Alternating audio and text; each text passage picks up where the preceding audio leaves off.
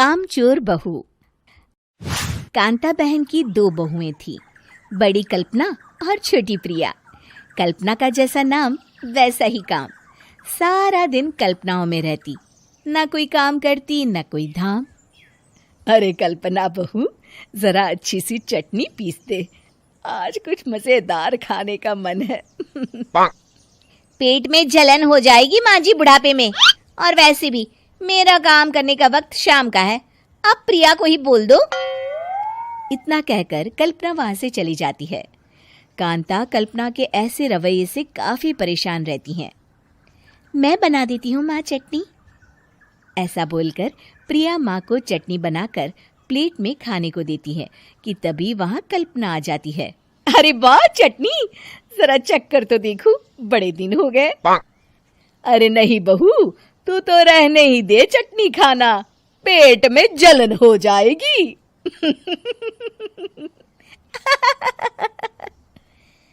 इतना कहकर कांता और प्रिया दोनों हंसने लगते हैं।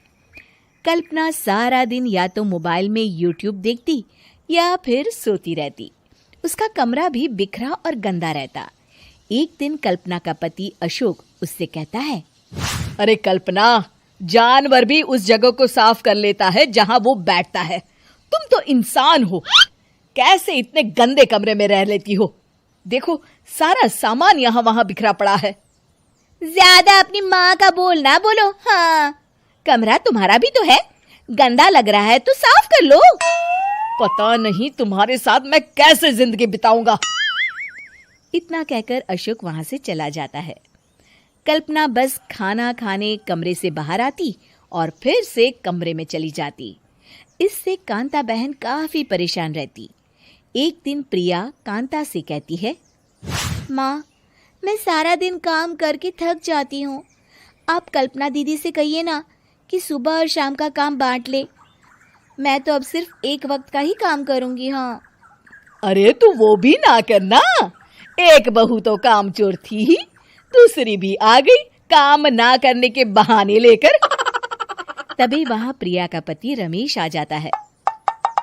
माँ, मैं देख रहा हूँ भाभी कोई काम नहीं करती, प्रिया सारा दिन घर और रसोई का काम करती है, अब कुछ करो ना माँ। कांता मन में कुछ सोचती है और कल्पना के पास जाती है। कल्पना फोन पर मेकअप करना देख रही होती है।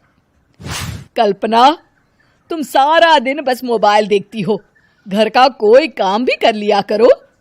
प्रिया सारा दिन काम करके थक जाती है, आज से मैंने फैसला किया है, एक वक्त का काम तुम करोगी, सुबह का खाना तुम बनाओगी और रात का प्रिया।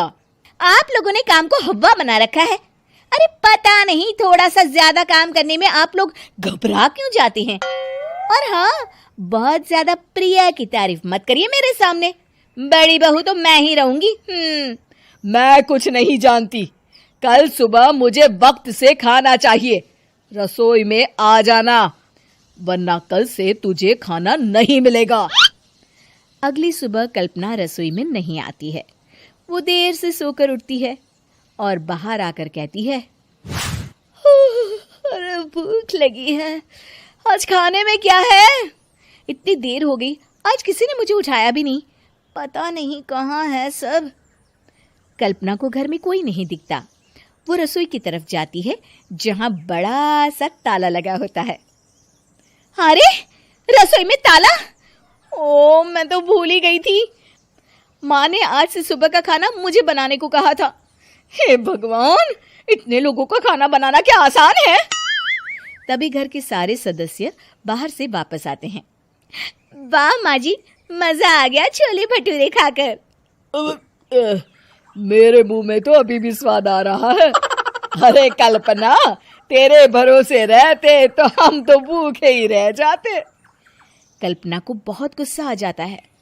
अब बहुत हो गया, आज से मैं अपनी रसोई अलग कर रही हूँ, मैं अपना खाना खुद बना लिया करूंगी।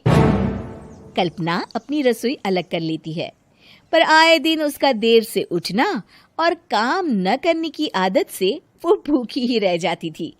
उसी के सामने घर के लोग अच्छे अच्छे पकवान खाते और कामचोर कल्पना को जैसे तैसे ही खाना बनाकर खाना पड़ता।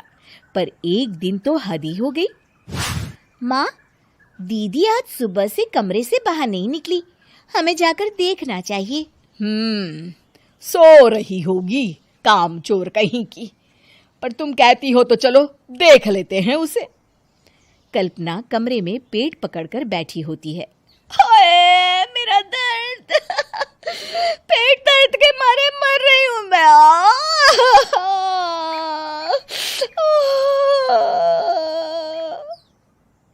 अरे दीदी, क्या हुआ? पेट में दर्द क्यों हो रहा है? डॉक्टर को दिखाया आपने? माँ, कल्पना खड़ी होती है और माँ जी के पास आती है। मुझे माफ कर दीजिए, अब से मैं सारे काम में मदद करूंगी, कभी आलस और काम चोरी नहीं करूंगी। हाँ, वो तो ठीक है, लेकिन अचानक क्या हो गया जो तू काम करने को तैयार हो गई? कामचोर कल्पना। माँ, लगातार बासी और उल्टा पुल्टा खाना खाने के कारण मेरे पेट में इन्फेक्शन हो गया है। काम न करना पड़े इसलिए मैं 2 दिन का खाना एक दिन ही बना लेती थी।